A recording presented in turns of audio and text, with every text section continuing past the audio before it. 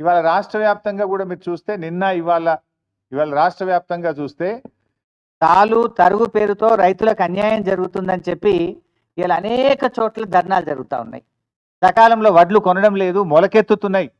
మొన్న నా నియోజకవర్గం ఇరుకోడు గ్రామంలో నేను వెళ్తే వడ్లు వర్షం పడి ప్రభుత్వం కొనకపోవడం వల్ల మొత్తం మొలకలెత్తినాయి.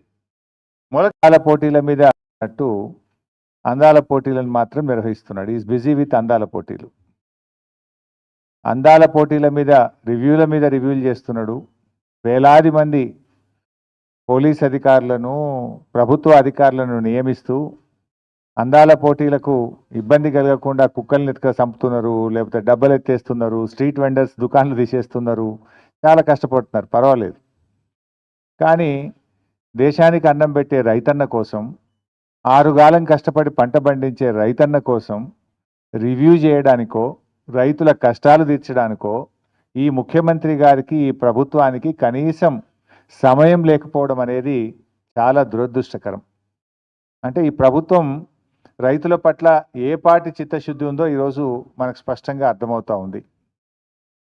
ధాన్యపు రాశులను గాలి కొదిలేసి అందాల పోటీలతో అందాల రాసుల చుట్టూ ఈ ముఖ్యమంత్రి గారు, ఈ ప్రభుత్వం అంతా కూడా తిరుగుతూ ఉంది. ధాన్యపు రాశుల చుట్టూ తిరుగుతలేరు, అందాల రాశుల చుట్టూ తిరుగుతూ ఉంది ఈ ముఖ్యమంత్రి, ఈ ప్రభుత్వం. మీ ప్రాధాన్యత ఏంది అని అడుగుతా ఉన్నా. ఈ ప్రభుత్వం అధికారంలోకి వచ్చిన 18 నెలల నుంచి కూడా రైతులను అరిగోస పెడతా ఉన్నారు. ధాన్యం కొనుగోలులో ఈ ప్రభుత్వ వైఫల్యం కొట్టొచ్చినట్టు కనబడతా ఉంది.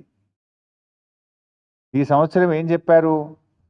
70 లక్షల మెట్రిక్ టన్నుల వడ్లు యాసంగి పంటలో కొంటామన్నారు. ఇవాళటికి 40 లక్షల మెట్రిక్ టన్నులు దాటలేదు. రైతులకు దాదాపు 4,000 కోట్ల రూపాయలు బకాయి పడ్డది ప్రభుత్వం. అంటే కొన్నటువంటి వడ్లకు 48 గంటల్లోనే డబ్బులు ఇస్తామని ఉత్తమ్ కుమార్ రెడ్డి గారు ప్రగల్భాలు అయితే బాగా బలుకుతా ఉన్నారు. 48 గంటలు కాదు కదా, 10 రోజులైనా కూడా ప్రభుత్వం కొన్న ధాన్యానికి రైతులకు డబ్బులు పడడం లేదు. బోనస్ అయితే దిక్కే లేదు. యాసంగి పంటలో 512 కోట్ల రూపాయలు ప్రభుత్వం బోనస్ కింద రైతులకు చెల్లించాల్సి ఉంది. 512 కోట్ల రూపాయలు కాదు కదా, 5 పైసలు కూడా బోనస్ కింద ఈ ప్రభుత్వం ఇప్పటిదాకా రైతులకు విడుదల చేయలేదు. కొన్నటువంటి ధాన్యానికి కూడా 4,000 కోట్ల రూపాయలు బకాయిలు పడ్డది. మంత్రి గారేమో 48 గంటలు అంటాడు, 10 రోజులైనా ధాన్యానికి డబ్బులు రానటువంటి పరిస్థితి ఉంది. అమ్ముకోవడానికి తిప్పలే, అమ్మిన తర్వాత డబ్బులు రావడానికి కూడా రైతులు ఆ కార్యాలయాల చుట్టూ తిరుగుతూ తిప్పలు పడుతున్న పరిస్థితి ఉంది. కొనుగోలు కేంద్రాలకు వచ్చి కొనుగోలు కేంద్రాల్లో రోజుల తరబడి ఎదురు చూస్తున్నటువంటి పరిస్థితి. ఇవాళ ఒక 4 లక్షల మెట్రిక్ టన్నుల ధాన్యం కొనుగోలు కేంద్రాల్లో రోజుల తరబడి పెండింగ్లో ఉంది. కొన్నటువంటి ధాన్యం 1 లక్ష మెట్రిక్ టన్నులు మిల్లులకు పంపడానికి లారీలు లేక, మిల్లులు దించుకోక 1 లక్ష మెట్రిక్ టన్నులు మధ్యలో మిగిలిపోయింది. అంటే ఎంత ఉదాసీనంగా ఈ ప్రభుత్వం ఉంది, రైతుల పట్ల ఎంత నిర్లక్ష్యంగా ఈ ప్రభుత్వం వ్యవహరిస్తుందనడానికి ఇది స్పష్టమైనటువంటి ఉదాహరణ. అంటే పెట్టుబడి సాయం అందించడంలో జాప్యం. మీకు తెలుసు, వానకాలం రైతు బంధు అయితే గొట్టిండ్రు, యాసంగి రైతు బంధు ఇవాళటికి 3 ఎకరాలకు కూడా వేయలేదు. ఇవాళ గౌరవనీయులైన ఉప ముఖ్యమంత్రి గారు చాలా గొప్పగా చెప్పేసిండు. ఏమంటుండు? మేము పెట్టుబడి సాయం కోసం బడ్జెట్లో 18,000 కోట్లు పెట్టినాం, ఏడాదంతా ఇస్తాం, మెల్లగా ఇస్తాం, ఏడాదంతా ఇస్తారట. ఎప్పుడు పెట్టుబడి సాయం అంటే ఎప్పుడు ఇవ్వాలి? పంటకు పెట్టుబడి సహాయం, విత్తనాలు కొనుక్కోవడానికో నాట్లు పడడానికంటే ముందు ఇవ్వాలి. కోతలైపోయినా యాసంగి పెట్టుబడి సాయం ఇవ్వలేదు ఉప ముఖ్యమంత్రి గారు. ఇలా ఖమ్మంలో చెప్తున్నాడు ఆయన గారు, మెల్లగా ఇస్తారట. మీరు కాంగ్రెస్ పార్టీ మేనిఫెస్టోలో ఏం పెట్టారు? కేసీఆర్ 10,000 ఇచ్చిండు, మేము 15,000 ఇస్తాం. ఆ 15,000 కూడా పంట సీజన్ ప్రారంభం కాకముందే రైతుల ఖాతాల్లో వేస్తామన్నాడు. ఇప్పుడు పంట సీజన్ ప్రారంభం కాదు, పంట సీజన్ అయిపోయింది, అయినా కూడా ఇంకా ఖాతాల్లో డబ్బులు పడలే. ఓడ దాటదాకా ఓడమల్లప్ప, ఓడ దాటినాక బోడమల్లప్ప. ఈయన ఇంకా అసెంబ్లీ బడ్జెట్ స్పీచ్లో చెప్పింది ఈ డైలాగ్ బట్టి విక్రమార్క గారు. ఇది నీకే వర్తిస్తుంది విక్రమార్క గారు. మొన్నటి బడ్జెట్ సమావేశాల్లో బడ్జెట్ స్పీచ్లో ఈ కథ చెప్పిండు. ఓడ దాటినాక ఓడమల్లప్ప అంటే బోడ దాటినాక బోడమల్లప్ప అని, ఓడ దాటినాక బోడమల్లప్ప అని కథ చెప్పిండు. ఇది ఎవరికి వర్తిస్తుంది బట్టి గారు? నీకే వర్తిస్తుంది. నీ మేనిఫెస్టో తీసి చూసుకో. పంట పెట్టుబడి సాయం రైతులకు అందించడంలో జాప్యం, కొనుగోలు కేంద్రాల్లో ధాన్యం కొనుగోలు చేయడంలో జాప్యం, కొన్న ధాన్యాన్ని మిల్లులకు తరలించడంలో జాప్యం, గన్నీ బ్యాగులను సమకూర్చడంలో జాప్యం, రైతులకు సకాలంలో 48 గంటల్లో డబ్బులు వేస్తామని చెప్పి చెల్లించడంలో జాప్యం, ధాన్యాన్ని లారీలు ఎక్కించడానికి హమాలీలు లేరు, హమాలీలను సమకూర్చడంలో వైఫల్యం, కొనుగోలు కేంద్రాల్లో కనీస సౌకర్యాలు త్రాగునీరు కానీ వడదెబ్బ తగలకుండా నీడను కలిగించడంలో ప్రభుత్వ వైఫల్యం, గన్నీ బ్యాగులు సకాలంలో సమకూర్చడంలో వైఫల్యం, గొప్పగా చెప్పిన బోనస్ను అందించడంలో ఘోర వైఫల్యం. మొత్తంగా కూడా అంతా బోగస్. ముఖ్యమంత్రి గారు పోయిన అసెంబ్లీ సమావేశాల్లో మాట్లాడుతూ మా ప్రభుత్వంలో తరుగే తీయడం లేదు, అసలు తరుగు ప్రశ్నే లేదు మా ప్రభుత్వంలో అని చాలా గొప్పగా అసెంబ్లీలో భారీ డైలాగులు కొట్టిండ్రు.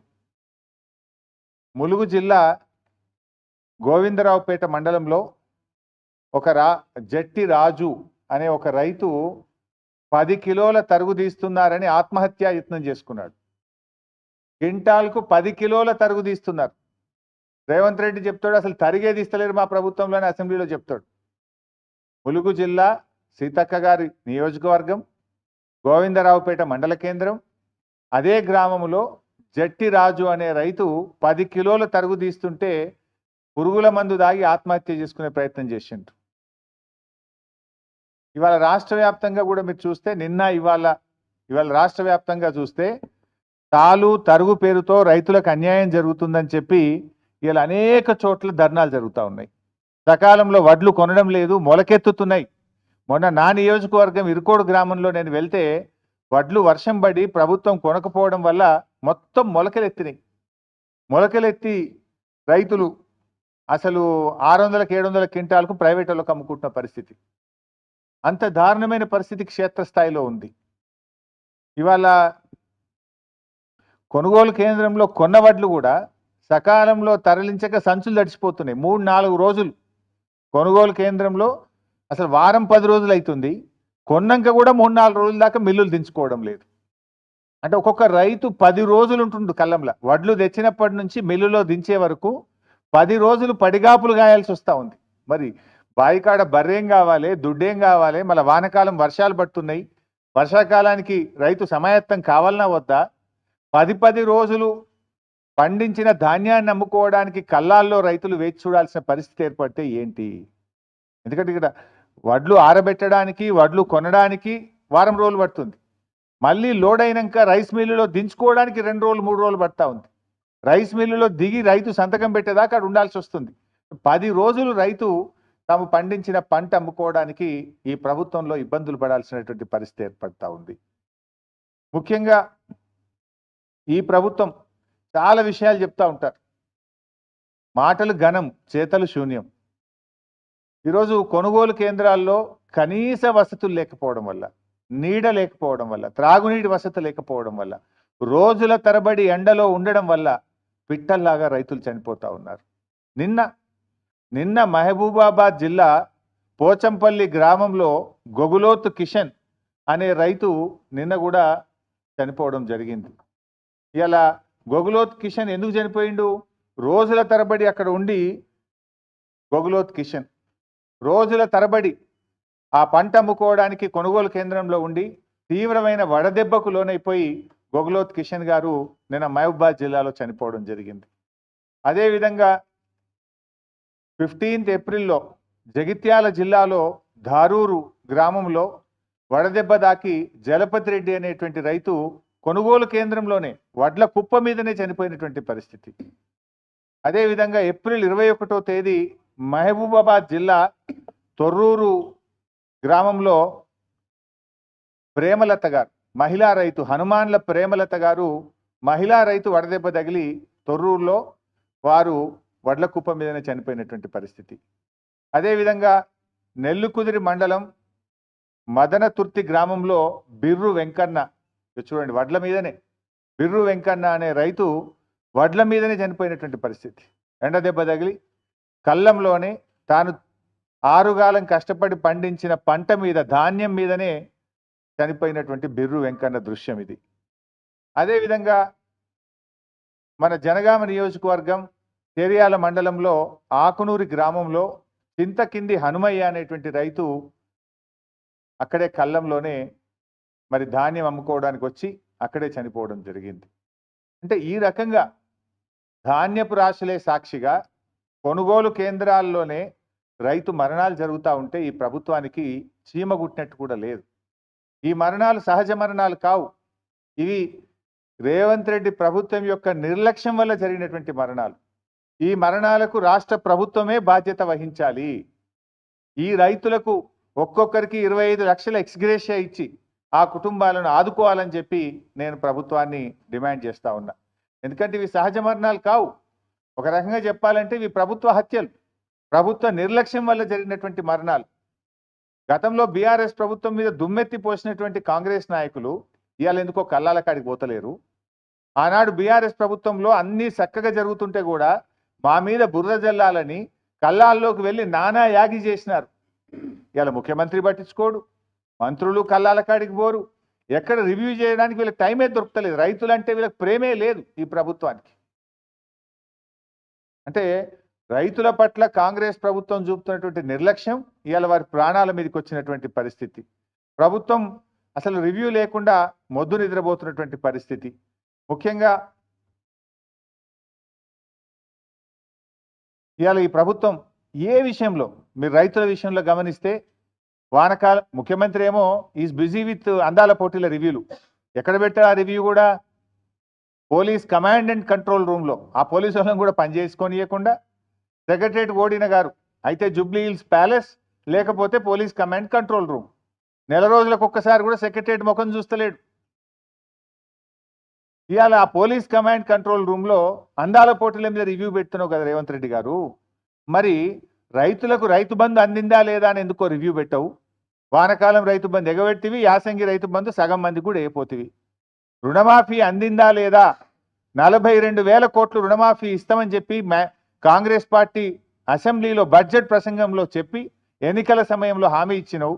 మరి అసెంబ్లీలో బడ్జెట్లో చెప్పిన రుణమాఫీ 42,000 కోట్లు అయిందా లేదా అని రివ్యూ చేయడానికి నీకు సమయం దొరకలేదా రేవంత్ రెడ్డి గారు?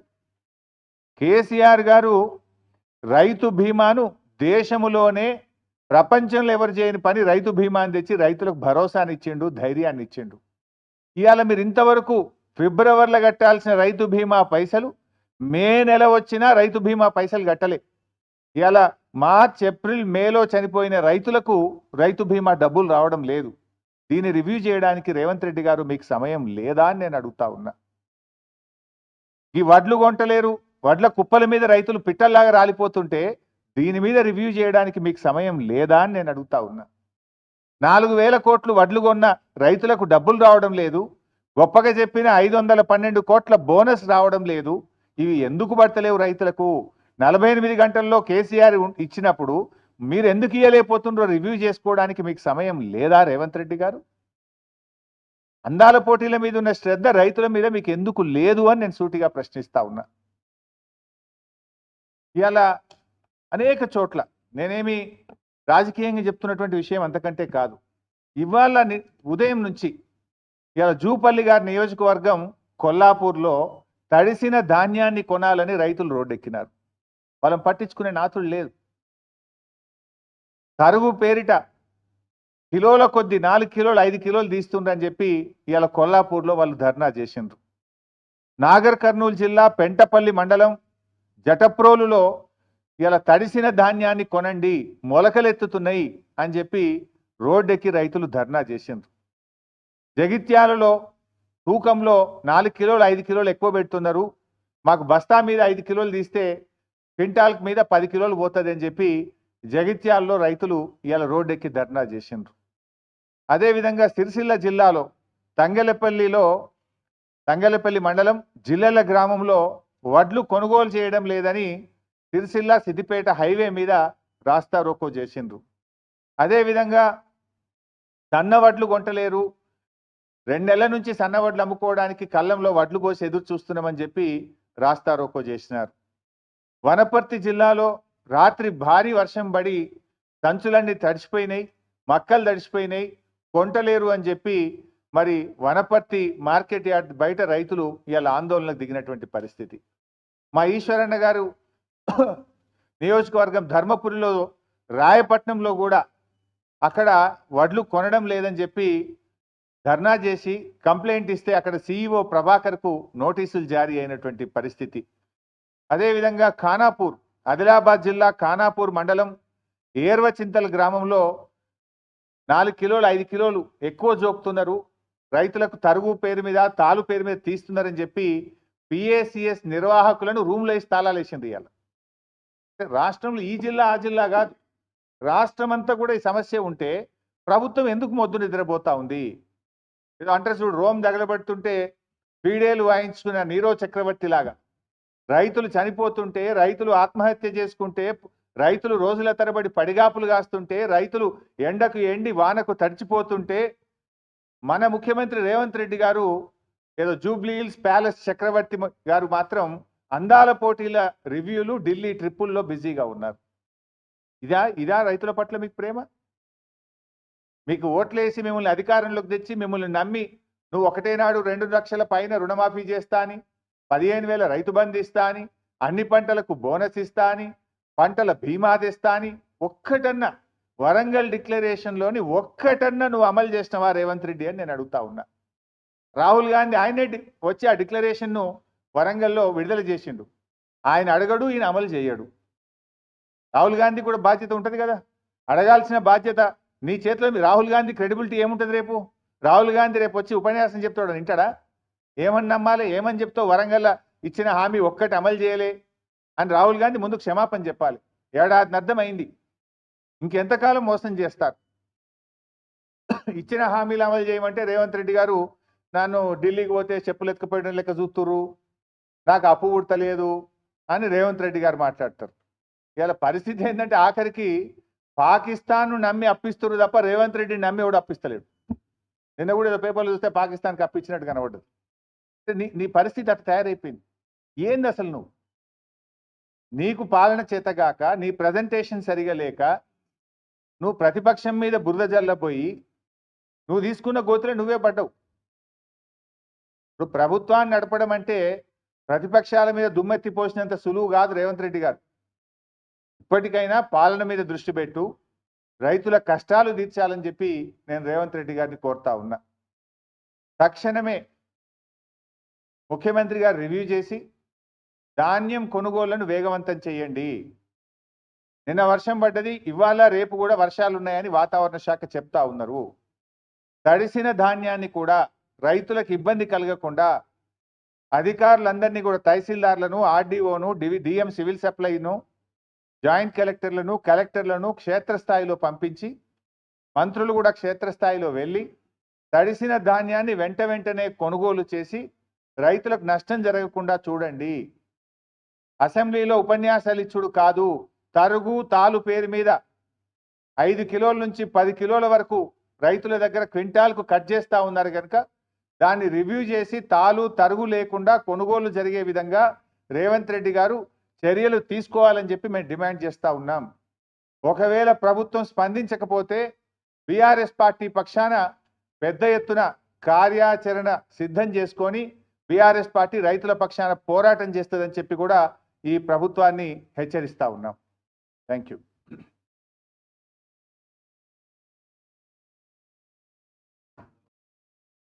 నేను ఇంత మంచిగా మాట్లాడితే నువ్వేంది?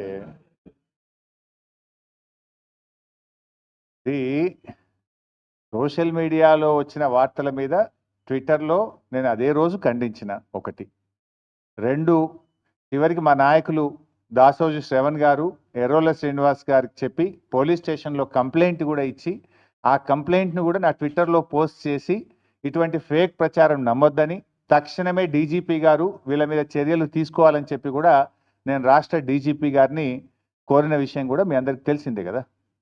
ఏం రగ్గారు?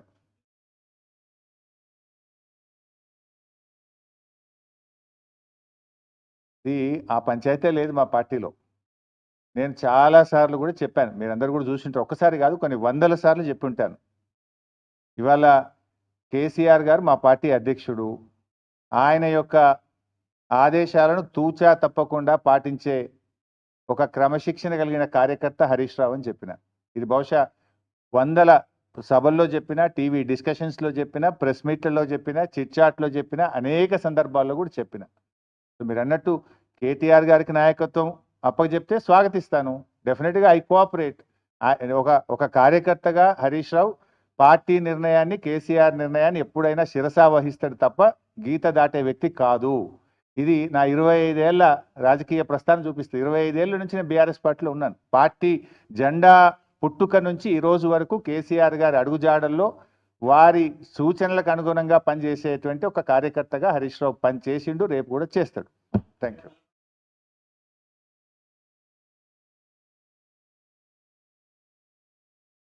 ఇవన్నీ చిల్లర ముచ్చట్లు బంద్ చేయండి. ఇంత స్పష్టంగా కుండబద్దలు కొట్టినట్టు నేను మాట్లాడుతుంటే మీరు ఈ ప్రశ్నలు ఏందో నాకైతే అర్థమవుతలేదు.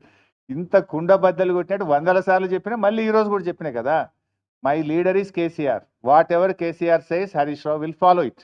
That's all.